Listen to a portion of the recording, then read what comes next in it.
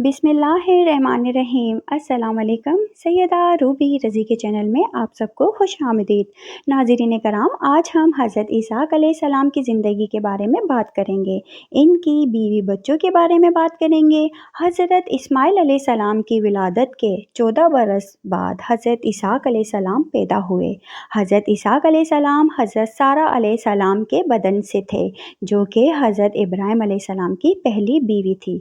हज़रत ईसाक अलैहिस्सलाम की पैदाइश के वक्त हज़रत इब्राहीम अलैहिस्सलाम की उम्र 100 साल थी और हज़रत सारा अलैहिस्सलाम की उम्र 90 साल थी।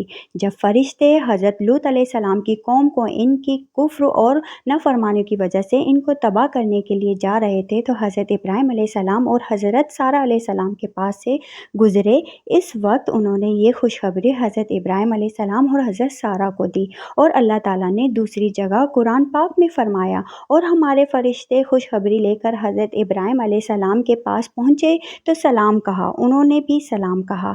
अभी कुछ देर नहीं हुई थी कि इब्राहीम अलैहिस्सलाम एक भुना हुआ बछड़ा ले आए। जब देखा कि इनके हाथ खाने की तरफ नहीं जाते, यानी वो खाना नहीं खा रहे हैं, तो इनको अजनबी समझकर दिल में खौफ महसूस किया। फरिश्तों ने कहा, खौफ ना करो, हम कौम लूत की तरफ इनको हलाक करने के लिए भेजे गए हैं। फरिश्तों ने हज़रत इब्राहीम अलैहिस्सलाम और इनकी बीवी को हज़रत ईसाक और ईसाक के बाद हज़रत याकूब अलैहिस्सलाम की खुशखबरी दी। हज़रत सारा अलैहिस्सलाम ने कहा, क्या मेरा बच्चा होगा? मैं तो बूढ़ी हूँ और मेरा मियाँ भी बूढ़ा है, ये तो बड़ी अजीब बात है। फरिश्तों ने कहा, क्या तुम खुदा की कुदरत से ताजुब करती हो? ए अहले बैत, तुम पर खुदा की रहमत और बरकत नाजिल हो। फरिश्तों ने कहा कि हज़रत ईसाक नबी और नेककारों में से होंगे। सूरतुल सफ़ात की आयत नंबर 112 और 113 में है कि हम इसको ईसाक की बशारत दी कि वो नबी और नेककारों में से होंगे, और हमने इन पर और ईसाक पर बरकतें नाजिल की थी, और इन दोनों की औलादों में से नेककार भी हैं और अपने आप पर सरासर जुल्म करने वाले और यानी गुनहगार भी हैं।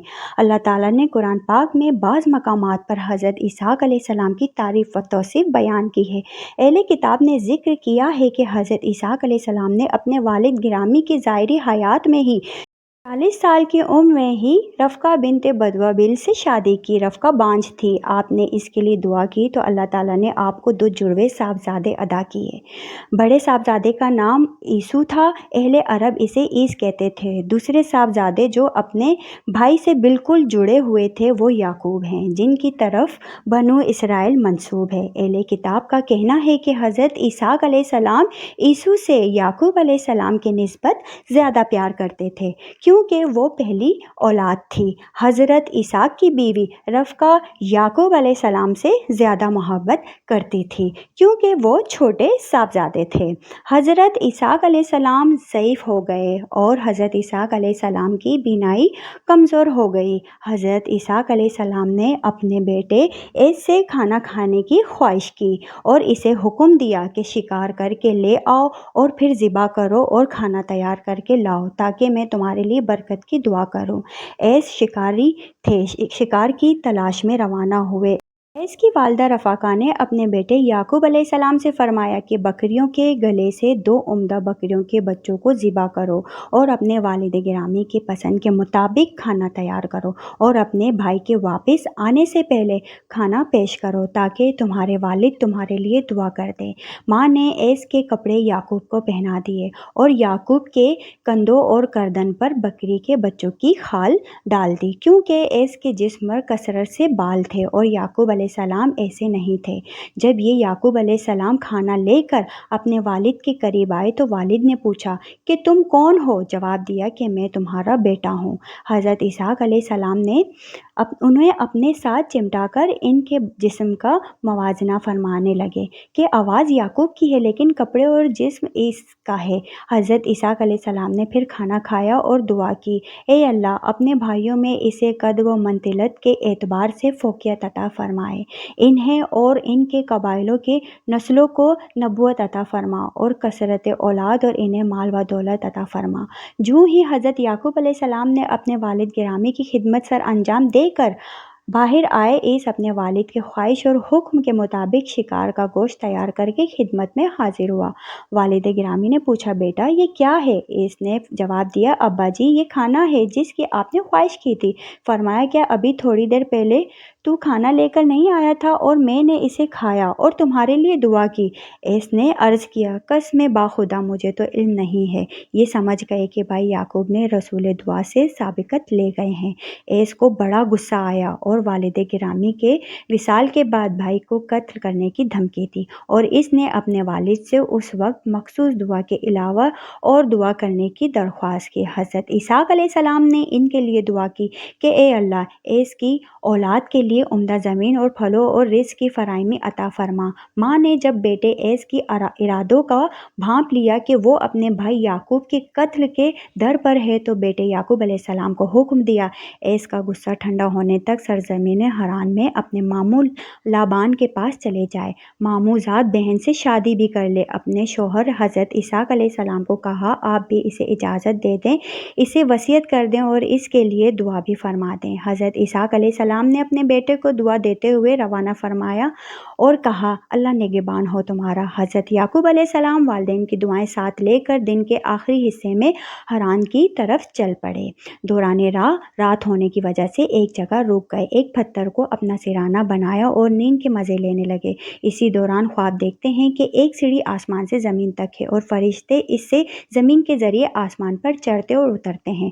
اللہ تعالیٰ حضرت یعقوب علیہ السلام سے مخاطب ہوتے ہیں، اے یعقوب، میں بہت جلد اس سرزمین کو تیرے اور تیری اولاد کے لیے بابرکت بنا دوں گا اور تجھے اولاد کثیر عطا فرماؤں گا۔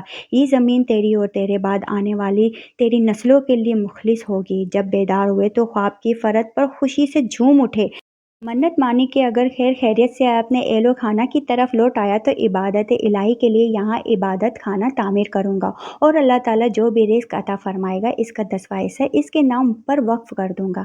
جس پتھر کو سرہانہ بنایا تھا اس پر تیل لگا کر نشان زدہ کر دیا تاکہ اس کی پہچان ہو اور شناخت باقی رہ جائے۔ اس کا نام بیت العلم مقرر کرایا۔ یہ وہی جگہ ہے جہاں اب بیت المقدس ہے۔ یعقوب علیہ السلام اپنے ماموں کے یہاں حران آئے اور اس کی 2 بیٹیاں تھیں، بڑی کا نام لیا اور چھوٹی کا نام راحیل تھا۔ چھوٹی زیادہ خوبصورت تھی۔ یعقوب نے اپنے ماموں سے چھوٹی کا رشتہ مانگا تو اس نے شرط پر رشتہ قبول کیا کہ آپ 7 سال تک بکریاں چرائیں۔ یعقوب علیہ السلام نے یہ شرط منظور کر دی۔ جب 7 سال کی مدت پوری ہو گئی تو لابان نے کھانا تیار کیا اور لوگوں کو اکٹھا کیا اور لیا کے ساتھ آپ کا نکاح کر کے رات کو آپ کے یہاں بھیج دیا۔ وہ کمزور نظر والی اور بدصورت تھی۔ صبح ہوئی تو یعقوب کو پتہ چلا کہ میرے پاس آنے والی ماموں کی بیٹی لیا ہے، تو انہوں نے ماموں سے کہا، آپ نے مجھ سے دھوکہ کیا ہے، آپ نے میرے ساتھ راحیل کی نسبت کی تھی۔